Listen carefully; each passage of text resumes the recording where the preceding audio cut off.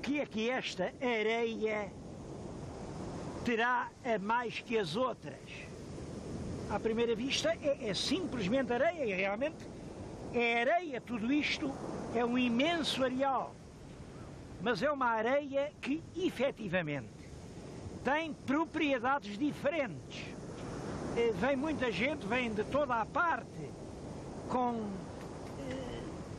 torcidos, com dores nos ossos, raquitismo, vêm aflitos, passam aqui uns dias, fazem uns buracos, tapam-se com areia e quando voltam a sair parece que ressurgiram para uma vida nova. Estou-lhes a falar de coisas que já experimentei. Isto não é lenda, é uma realidade. Este areal do Porto Santo tem propriedades terapêuticas perfeitamente surpreendentes.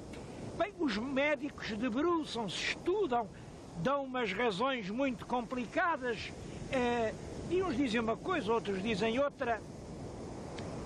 Para mim, este é que é o caso de dizer contra factos não há argumentos. Estas areias curam e, como calculam, o facto de haver aqui perto de 10 quilómetros de um imenso areal que poupa as dores, alivia o sofrimento, é hoje um dos grandes cartazes turísticos do mundo.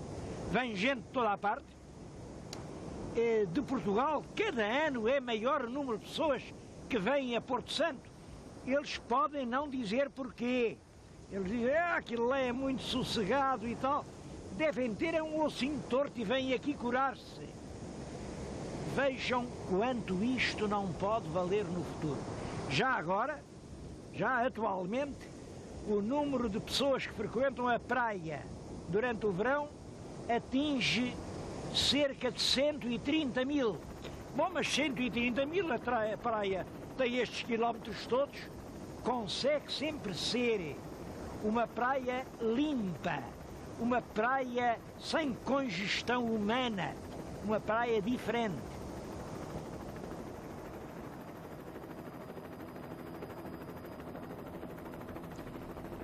A praia de Porto Santo fica, naturalmente, na ilha do Porto Santo, no arquipélago da Madeira. Bom, e tem esta particularidade.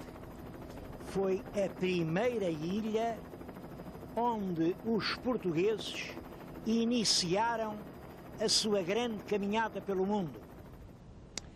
Ninguém sabe ao certo quando foi. Os livros têm umas datas, 1418, 1419. Eu não acredito em nada disso e não há a mínima prova para nada disso. Dizem que os portugueses voltavam, há sempre essa ideia, regressavam da África, regressavam do descerque de Ceuta.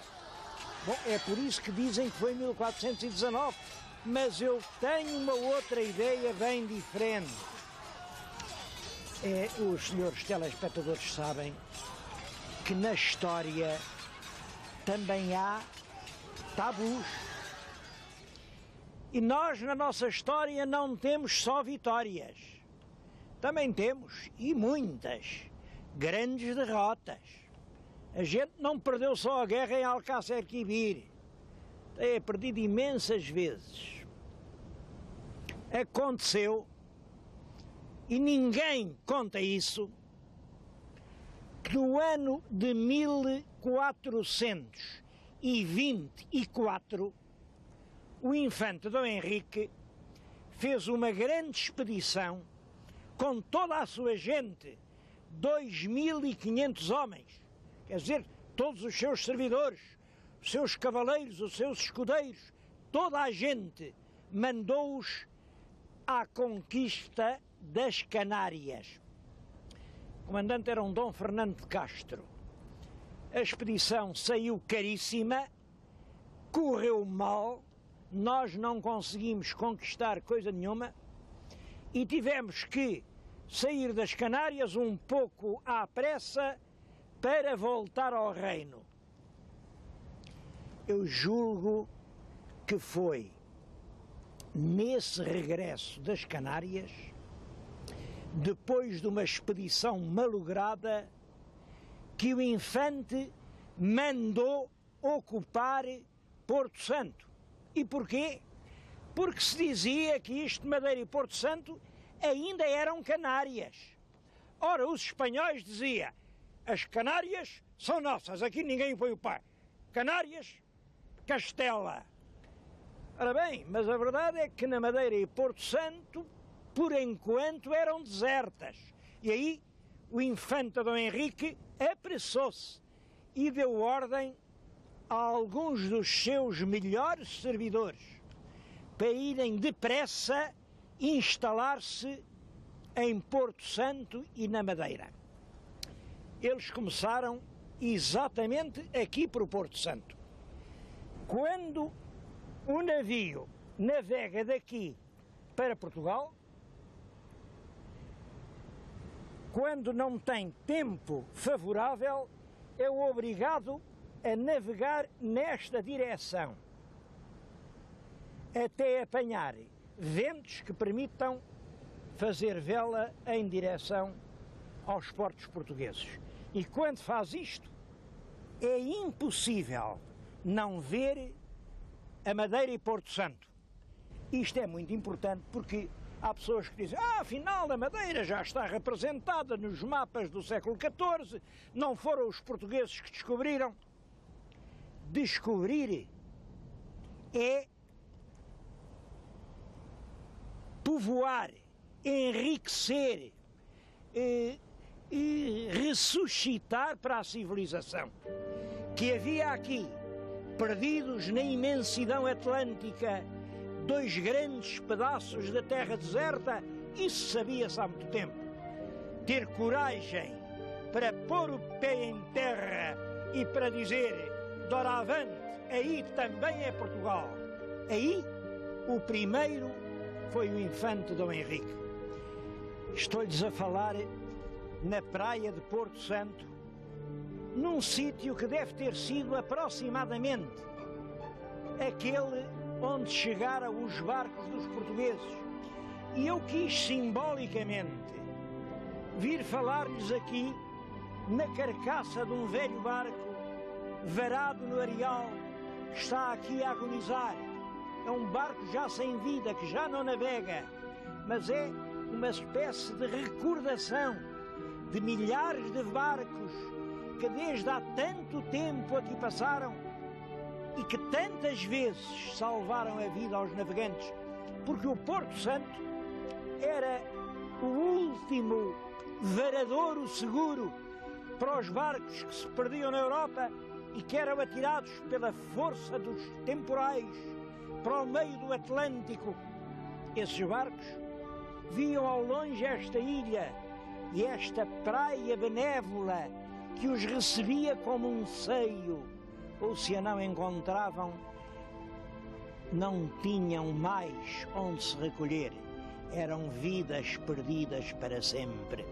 Por isso mesmo, desde toda a antiguidade, a esta ilha se deu o nome de Porto Santo, o porto que salva as vidas dos mareantes perdidos.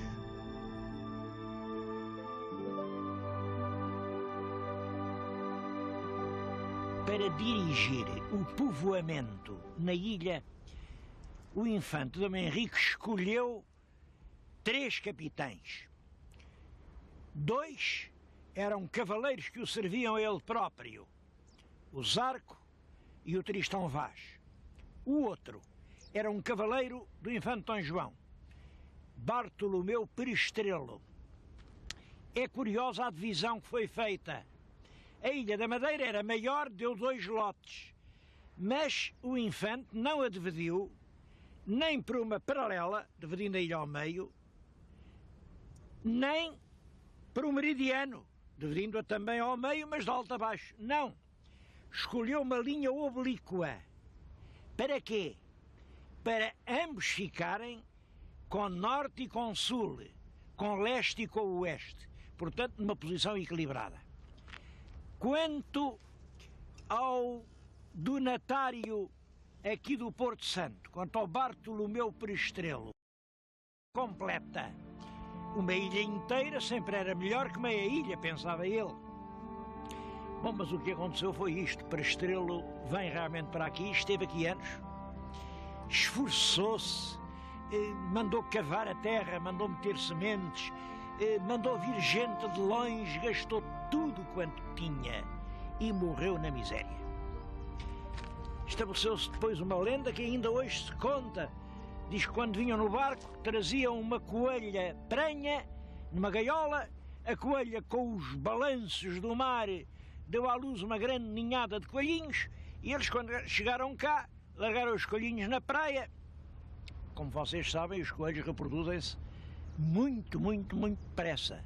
Cada um daqueles coelhinhos fez uma ninhada e depois outra ninhada, e daí a meia dúzia de anos a praga dos coelhos era tanta, que não restava nem um talo para os homens comerem. E aí os povoadores tiveram de desistir e foram-se embora. Claro que isto é uma lenda, mas que oculta uma verdade. Ao fim de alguns anos tinha-se verificado que era quase impossível viver na ilha. O problema não era coelhos a mais, era água a menos. Durante muito tempo, o grande drama do Porto Santo foi falta de água para beber. Eu lembro-me ainda há anos, quando estive aqui há já bastantes anos, bebi um cafezito, tudo aquilo era sal, era feito com água salobra. Hoje não. A técnica tornou possível instalar uma grande estação dessalinizadora que dá todos os dias muitos metros cúbicos de água e hoje, felizmente, aqui pelo menos na cidade, a água já não falta.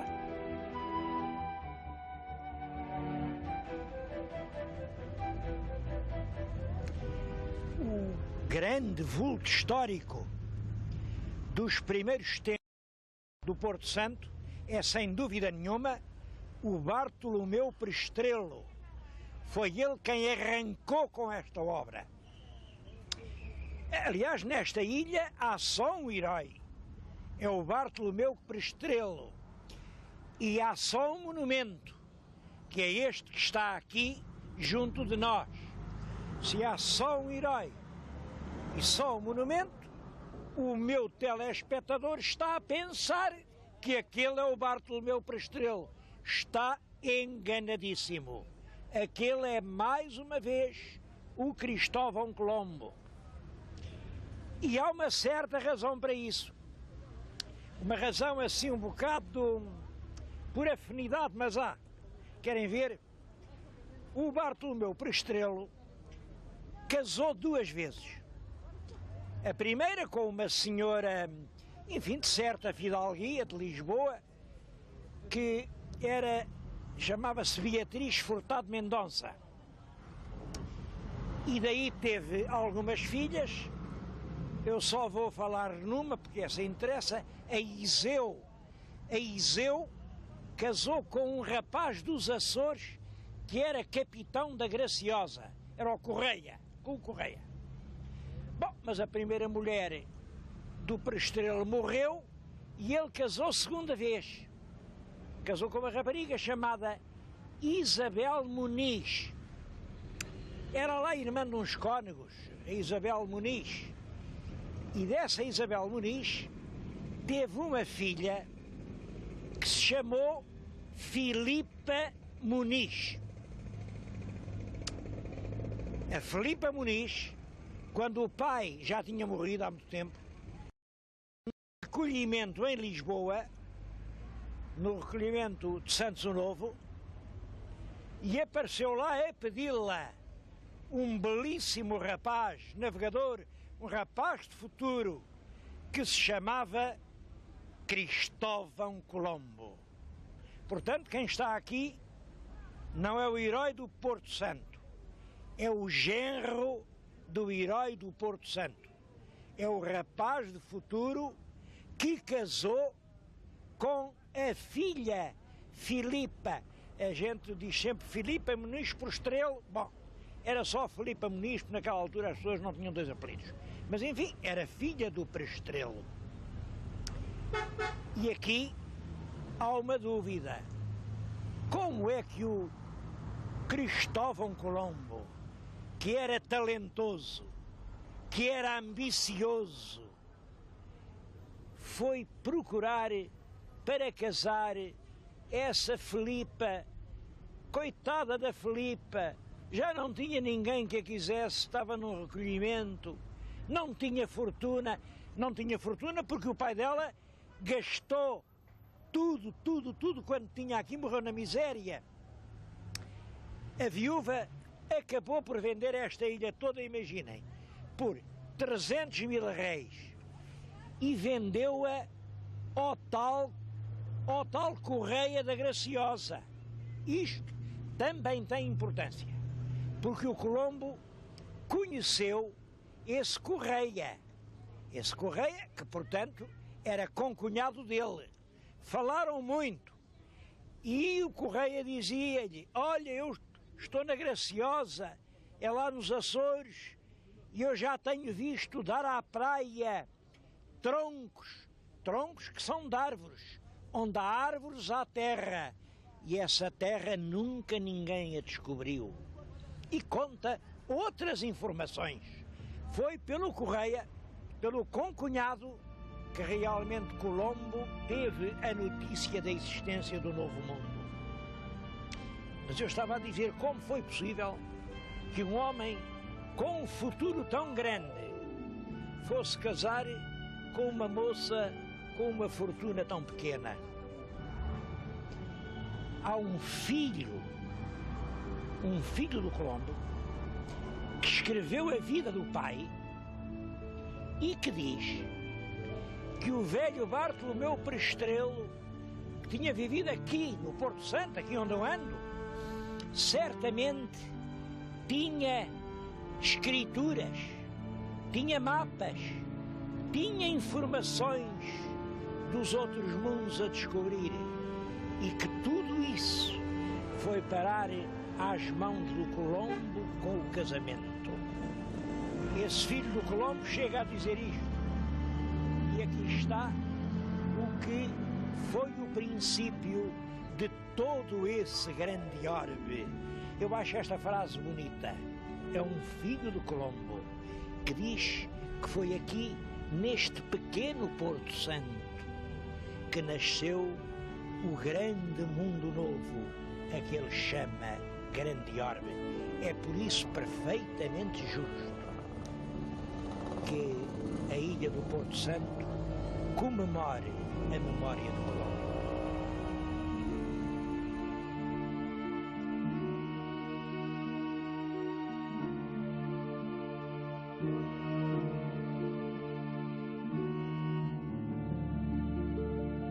Eu estive na dúvida se devia falar ou não na história do profeta. Ainda há certas pessoas antigas que não gostam muito de ouvir falar nisso, mas realmente os porto-santenses evoluídos, cultos, modernos, assumem a verdade da história. Isto é um facto histórico. Ainda não há muito tempo foi aqui representada e merecidamente aplaudida uma peça de Francisco de Freitas Branco sobre o tema do profeta.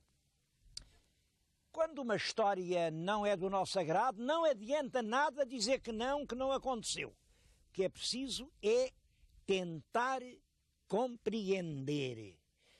Infelizmente, esta história que lhes vou contar, devo dizer que eu não a compreendo. Em 1533, portanto, nos princípios da colonização da ilha, apareceu aqui, na povoação de Porto Santo, um camponês muito rústico, muito rude, um homem que não sabia nem ler nem escrever e mal falava, a tanger uma sineta, a alvoroçar o povo e a dizer: olhai, meus irmãos, olhai, andais todos fora da graça de Deus, estáis carregados de pecados. Pecados, homem, esse homem enlouqueceu. Mas ele disse, tu estás aí a olhar-me com desconfiança? Tu já te não lembras, naquela noite, quando ias atrás da igreja e te cruzaste com Sicra? E aqui conta um segredo terrível, que o outro julgava que ninguém no mundo sabia. E tu, Maria, estás aí a olhar com essa ar parvalhada? Lembras-te quando teu marido cá não estava, foi ao Funchal naquela noite? E conta o outro. Não, ele sabia a história de toda a gente, nos mais pequenos pormenores. E ficava-se com a ideia que toda esta gente era um mar de pecados. Bom, como é que ele podia saber isto? Ele tinha uma sobrinha, que era a Filipa, que estava entrevadinha, estava na cama, e disse, e tu, rapariga, em meu nome, levanta-te e caminha, vamos todos mostrar a este povo os caminhos da redenção. E a rapariga, aleijadinha, levanta-se da cama e caminhou. Toda a gente a viu caminhar. Milagre, era milagre. Não podia deixar de ser milagre. O próprio padre, que aliás era tio deles, era o beneficiado Nuno Vaz.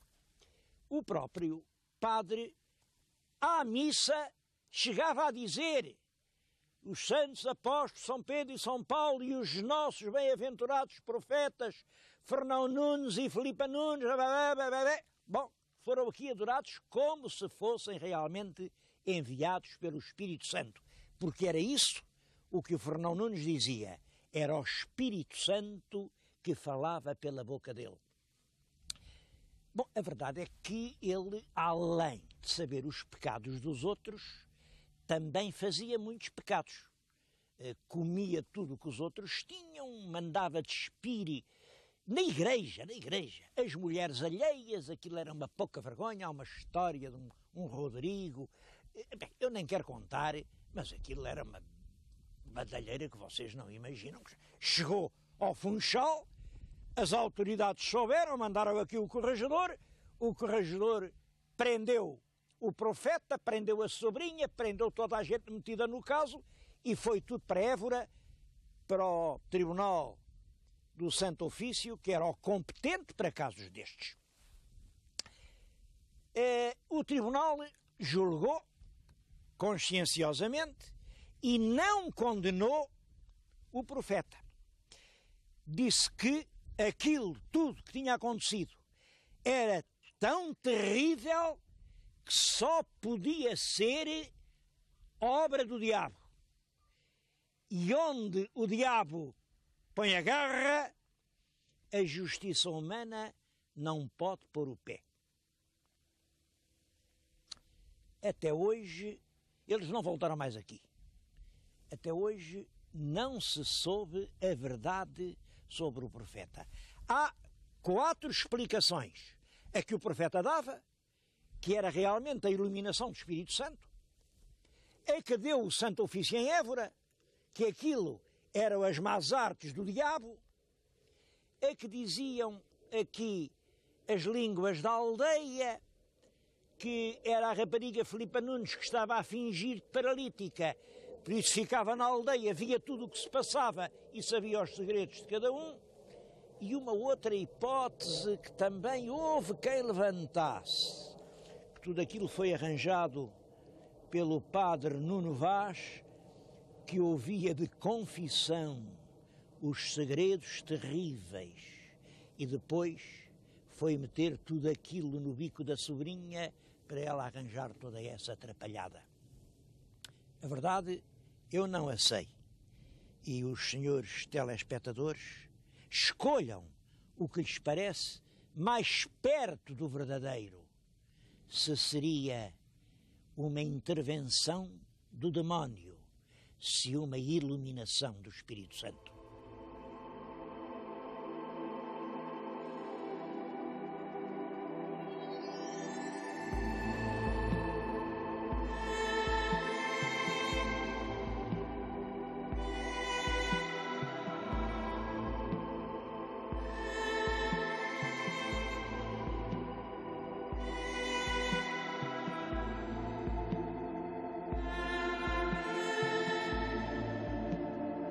Thank